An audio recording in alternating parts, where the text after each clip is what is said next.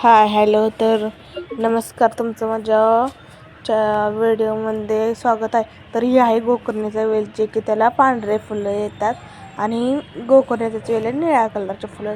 ह्याला 2-3 फुलं आलेले होते, ते पण आज मी तुम्हाला दाखवते. कारण ह्याच्या आधी ना, म्हणजे शेजारच्या आमच्या राहतात ना भाडेकरी, त्यांनी देवाला वाहतात ते फुलं. आणि आहे प्राजक्ताचं झाड.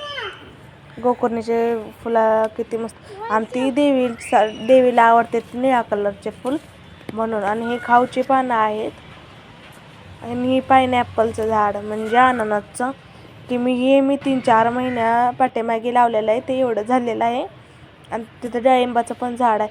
आणि मोगऱ्याच्या झाडाला खूप फुलं लागलेली, पण काय शेजारच्या मावशी काय करायच्या माहीत आहे का, म्हणजे अम्मा म्हणते मी त्यांना, ते रात्रीच्याच तोडून ठेवायच्या देवासाठी. हे बघा, येलो कलरचं जास्वंद आहे, रेड कलरचं पण आहे. आणि एक नवीन आता गुलाबाचं कांडी लावलेलं, त्याला हे फुटून आलेलं आहे. आणि हा माझं पायनॅपलचं झाड 3-4 महिने पाठीमागे लावलेलं. आणि हे बघा, फुलं पण आहेत, आज राहिलेत. कारण ह्याच्या आधी फुलंच राहत नाहीत. कारण अम्मा आहे, अम्मा म्हणजे आई म्हणते तमिळमध्ये, अम्मा बोलतात, त्याच्यामुळं अम्मा तोंडात येतं.